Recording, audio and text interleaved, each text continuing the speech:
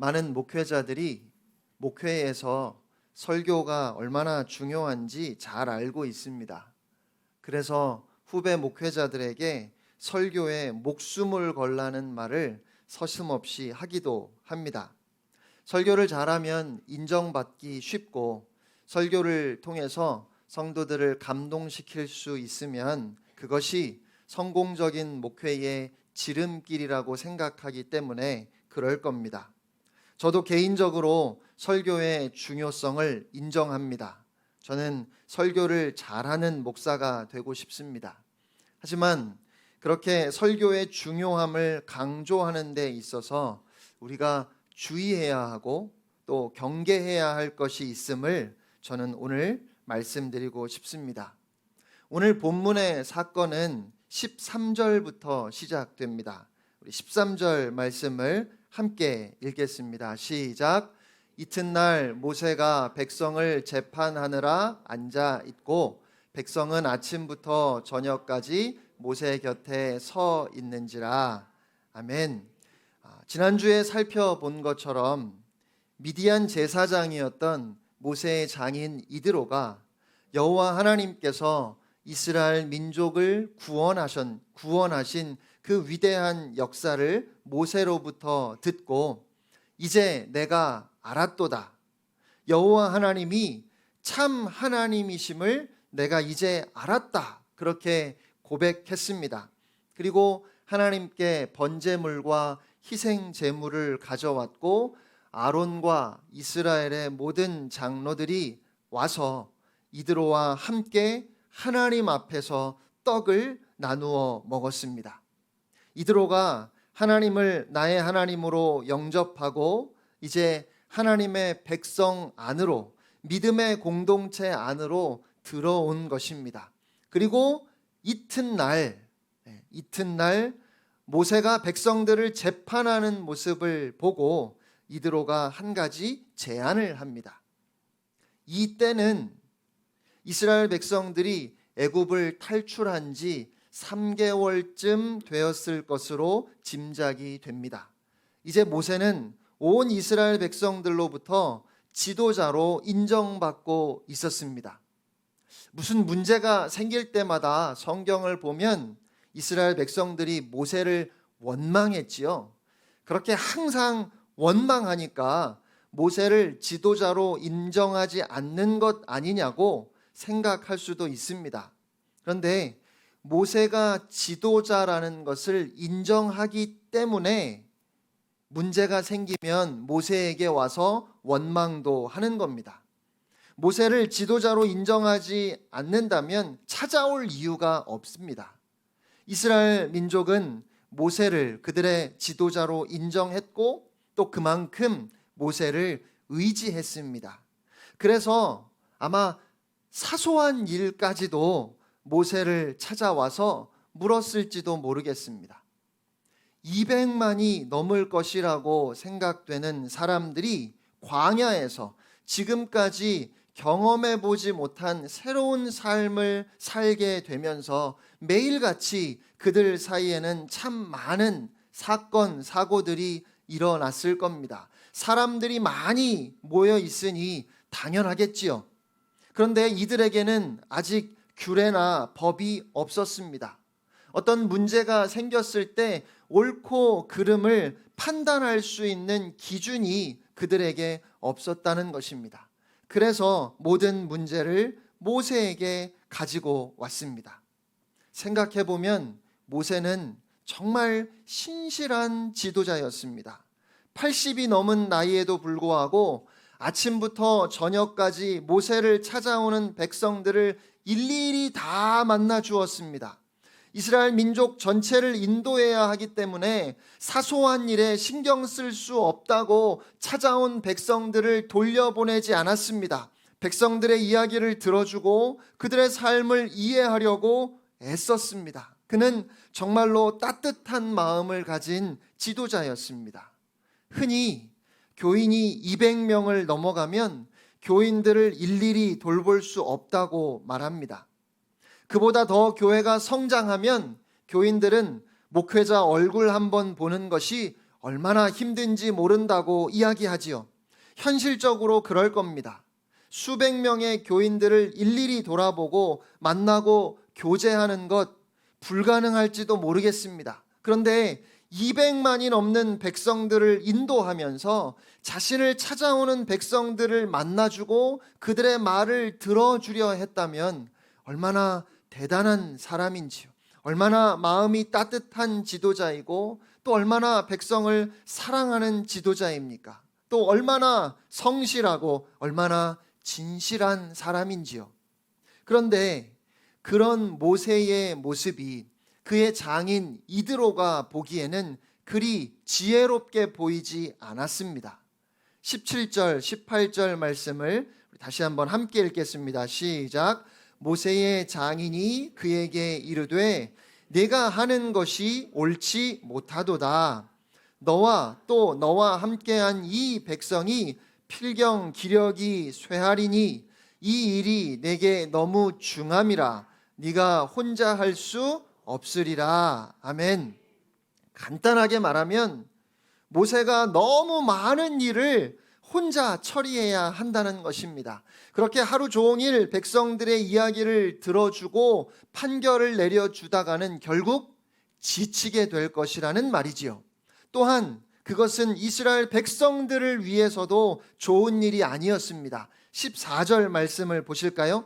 모세의 장인이 모세가 백성에게 행하는 모든 일을 보고 이르되 네가 이 백성에게 행하는 이 일이 어찌 됨이냐? 어찌하여 네가 홀로 앉아 있고 백성은 아침부터 저녁까지 네 곁에 서 있느냐? 하루 종일 백성들의 이야기를 듣고 판결을 해 주어야 하는 모세도 물론 힘들겠지만 하루 종일 모세 곁에 서서 차례를 기다려야 하는 이스라엘 백성들도 역시 힘이 들지요. 그래서 모세의 장인 이드로는 모세가 하는 일이 옳지 않다고 말했습니다. 그러면서 어떻게 해야 할지, 어떻게 하는 것이 좋을지를 이야기해 줍니다. 20절로 22절 말씀입니다. 함께 읽겠습니다. 시작. 그들에게 율례와 법도를 가르쳐서 마땅히 갈 길과 할 일을 그들에게 보이고 너는 또 온 백성 가운데서 능력 있는 사람들 곧 하나님을 두려워하며 진실하며 불의한 이익을 미워하는 자를 살펴서 백성 위에 세워 천부장과 백부장과 50부장과 10부장을 삼아 그들이 때를 따라 백성을 재판하게 하라. 큰 일은 모두 내게 가져갈 것이요 작은 일은 모두 그들이 스스로 재판할 것이니 그리하면 그들이 너와 함께 담당할 것인즉 일이 내게 쉬우리라. 아멘.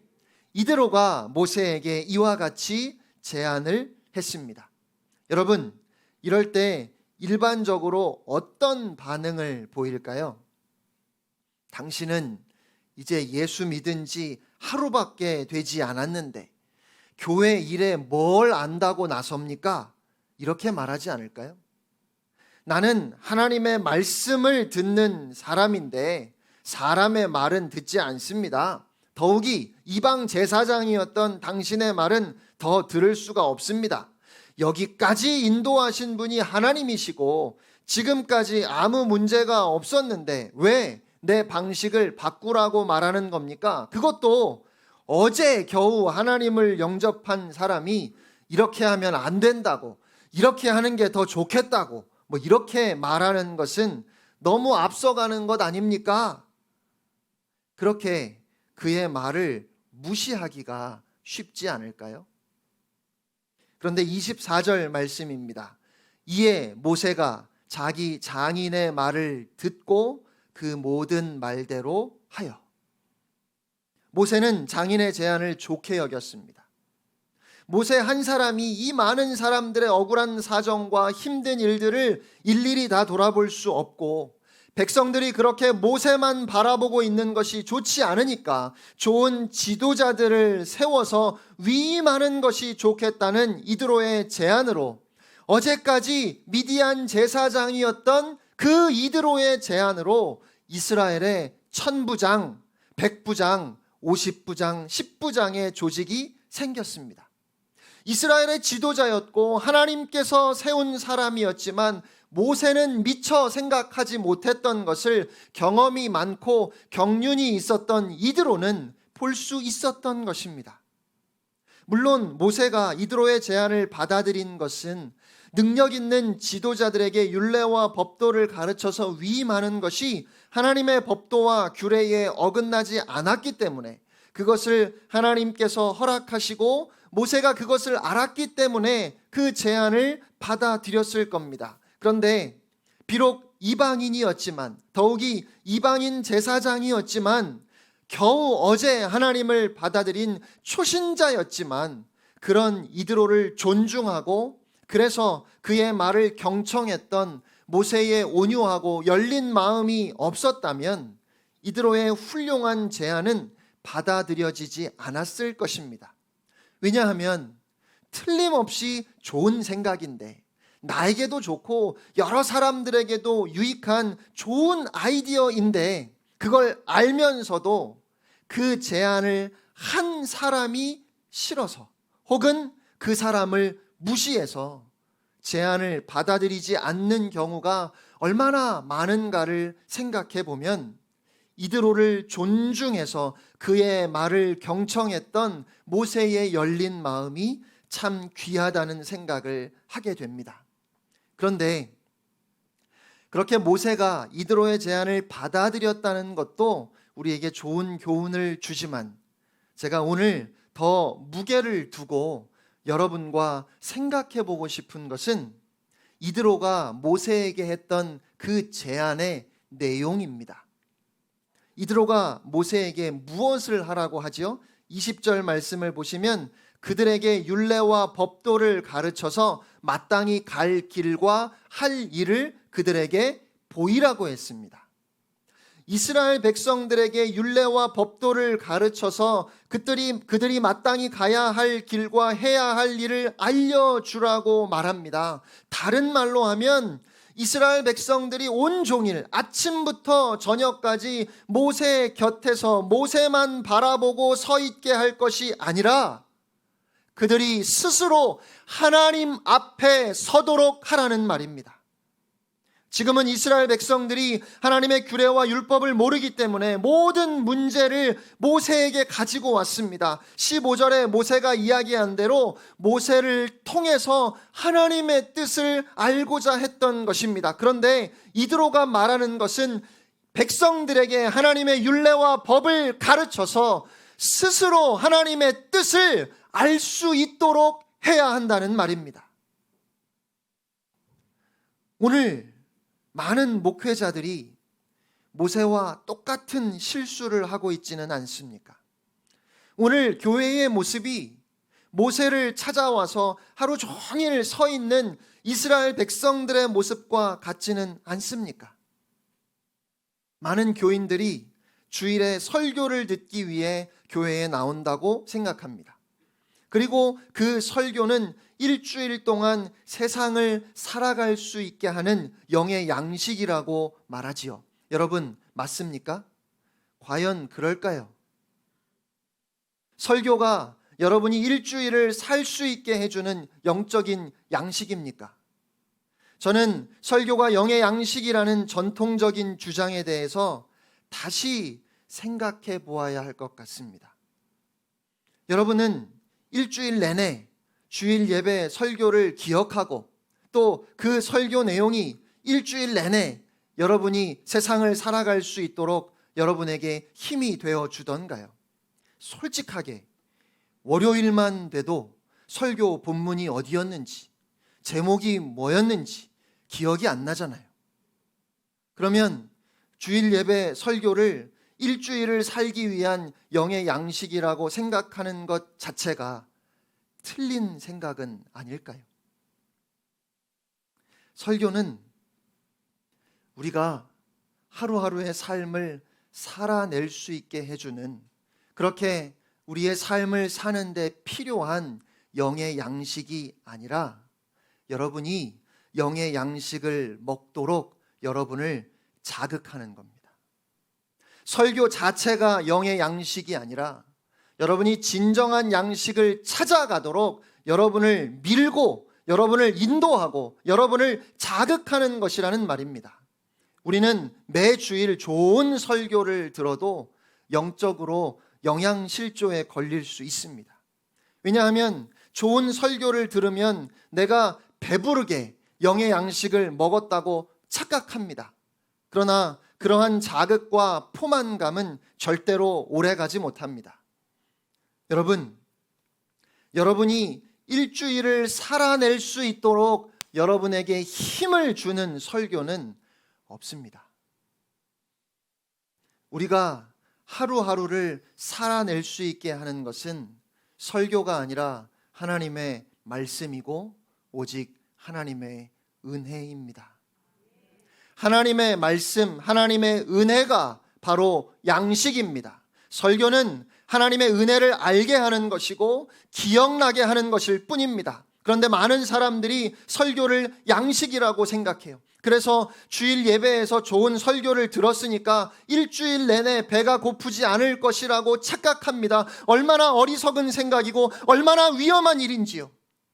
저는 그러한 잘못된 생각이 오늘 많은 그리스도인들을 지치게 만들고 삶의 자리에서 능력 없이 맥없이 살아가게 만든다 생각합니다.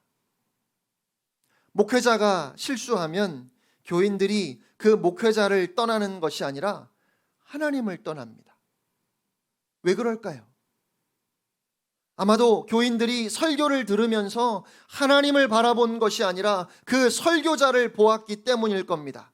물론 알고 있습니다. 설교자가 설교를 아주 잘하거나 교인들에게 은혜를 끼치면 당연히 교인들의 주목을 받을 수밖에 없고 많은 교인들은 설교자를 바라볼 수밖에 없을 겁니다. 하지만 정말 좋은 설교자라면 설교를 통해서 교인들이 하나님 앞에 설 수 있도록 하나님의 말씀을 펼칠 수 있도록 도와야 합니다. 그런데 설교를 통해서 설교자 자신이 주목받을 수 있다는 것을 생각하지 못하고 그러한 위험을 경계하지 않았기 때문에 설교자도 교인들도 함께 주저앉거나 넘어지는 경우가 너무 많이 있다는 것입니다. 아니면 의도적으로 좋은 설교를 통해서 설교자 자신이 주목을 받으려고 했고 자신이 높아지려고 했기 때문에 그런 일이 일어났을 겁니다. 결국 설교자의 책임이 가장 큽니다. 하지만 설교를 듣는 교인들도 그 설교를 통해서 다시 주님을 바라보아야 하는 겁니다. 설교를 통해서 받은 도전과 자극을 가지고 여러분 각자가 하나님 앞에 서야 한다는 말입니다. 생명의 말씀, 진리의 말씀을 펼쳐서 그 말씀을 먹어야 그래야 살 수 있습니다. 오늘 이드로는 바로 그것을 말하고 있습니다. 백성들이 모든 문제를 가지고 모세를 찾아오고 모세에게 일일이 답을 얻으려고 하는 것이 아니라 그들에게 율례와 법도를 가르쳐서 마땅히 가야 할 길과 해야 할 일을 알 수 있게 해주라고 했습니다. 이스라엘 백성들이 모세를 바라보고 모세만 의존하게 하지 말라는 것입니다. 모세가 아니라 하나님을 바라보게 해서 백성들이 스스로 그들이 마땅히 가야 할 길을 해야 할 일을 알 수 있게 하라 했습니다. 그러니까 좋은 목회자는 모든 교인들이 자신을 따르도록 이끄는 사람이 아니라 모든 성도들이 하나님만 바라보도록 하나님 앞에 설 수 있도록 그렇게 이끄는 사람일 겁니다. 한 남자가 사랑에 빠졌습니다. 그래서 사랑하는 여자에게 편지를 썼습니다. 자그마치 700통의 편지를 매일 하루도 빼놓지 않고 썼습니다. 내가 당신을 사랑한다는 그 고백을 담아 매일 700통의 편지를 써서 그 여자에게 보냈습니다. 마침내 그 여자가 사랑에 빠졌습니다. 그런데 편지를 보낸 남자를 사랑하게 된 것이 아니라 편지를 전해주었던 우체부를 사랑하게 되었습니다. 어이가 없고 허무하지요. 그런데 이보다 더 어이가 없고 허무한 것은 교인들이 하나님보다 설교자를 더 의존하는 것입니다. 하나님은 설교자를 세우시고 하나님의 사랑을 전하라 하셨는데 하나님의 은혜와 도우심을 말하라고 하셨는데 많은 사람들이 하나님의 사랑과 하나님의 은혜를 보지 못하고 설교자를 바라보고 있다면 얼마나 어리석고 안타까운 일입니까? 여러분, 저는 우체부에 불과합니다.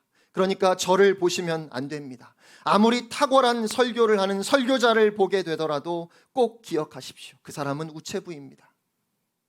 그저 편지를 전달하는 사람일 뿐입니다. 여러분을 정말 사랑하시는 분은 하나님 아버지이십니다. 여러분이 이 세상을 살아갈 수 있는 힘을 주시는 분도 오직 하나님이십니다. 그러니까 하나님을 바라보셔야 합니다. 저를 보시면 안 됩니다. 또 하나, 이드로는 모세에게 백성 가운데서 지도자를 세우라고 했습니다. 21절 말씀 함께 읽겠습니다. 시작. 너는 또 온 백성 가운데서 능력 있는 사람들, 곧 하나님을 두려워하며 진실하며 불의한 이익을 미워하는 자를 살펴서 백성 위에 세워 1000부장과 100부장과 50부장과 10부장을 삼아. 아멘. 여러분, 지도자는 능력 있는 사람을 세워야 합니다. 그렇지요? 온 백성 가운데 능력 있는 사람들을 세우라고 했습니다. 그러면 어떤 사람이 능력 있는 사람일까요? 하나님을 두려워하는 사람, 진실하고 불의한 이익을 미워하는 사람, 그런 사람이 능력 있는 사람입니다. 하나님을 두려워하고 진실하며 불의한 이익을 미워하는 사람이 능력 있는 사람입니다. 그런데요, 모세가 어떻게 그런 사람들을 찾아서 지도자로 세웠을까요? 말씀드렸던 것처럼 이제 이스라엘 민족이 애굽을 탈출해서 모세의 인도하에 나온 것이 3개월 정도밖에 되지 않았는데, 더욱이 이러한 조건들은 눈에 보이는 것이 아니잖아요. 10길 물속은 알아도 한 길 사람 속은 모른다는 속담처럼 사람의 마음을 아는 것은 정말 어렵습니다. 진실한 사람인 줄 알았는데 그렇지 않은 경우가 많지요. 믿을 수 있는 사람이라고 생각했는데 아무도 모르게 불의를 저지르는 사람들이 얼마나 많은지 우리가 뉴스를 통해서 수없이 접하고 있습니다. 또 사람은 변합니다. 분명히 전에는 하나님을 두려워하는 사람이었는데, 진실한 사람이었는데 높은 지위에 오르고 힘을 갖게 되면서 교만해지고 불의한 이익을 탐하게 되는 사람들도 있습니다. 그러니까 하나님께서 이 사람 세우면 돼, 이렇게 직접 알려주셨다면 모르겠지만 아마 모세가 이스라엘 백성들 가운데서 지도자들을 세웠는데 그들이 제대로 잘하지 못해서 문제가 생긴 경우도 충분히 있었을 겁니다. 그런데요, 중요한 것은 그렇게 이러한 조건을 살펴보는 것이 어렵더라도, 또 그러한 조건으로 사람을 세웠다 생각했는데 실망하거나 배신당하는 일이 있다 하더라도 지도자의 조건이 무엇인지는 우리가 분명하게 알아야 한다는 것입니다. 여러분, 지도자는 능력 있는 사람이어야 합니다. 그런데 능력이 있다는 것은 그래서 학벌이 대단하다는 의미도 아니고 언변이 뛰어나서 사람들을 사로잡는다는 뜻도 아니고, 능력이 있는 것은 곧 하나님을 두려워하며 진실하며 불의한 이익을 미워하는 것입니다. 이 기준만큼은 우리가 기억해야 합니다. 그래서 혹시 우리가 지도자의 자리에 섰을 때 하나님을 두려워하고 진실하고 불의한 이익을 미워하는 사람이 되려고 몸부림쳐야 하고, 우리가 지도자를 세울 때에도 다른 그 어떤 조건보다 저 사람이 하나님을 두려워하는 사람인지, 진실한지, 불의한 이익을 미워하는지 그것을 살펴보려고 해야 합니다.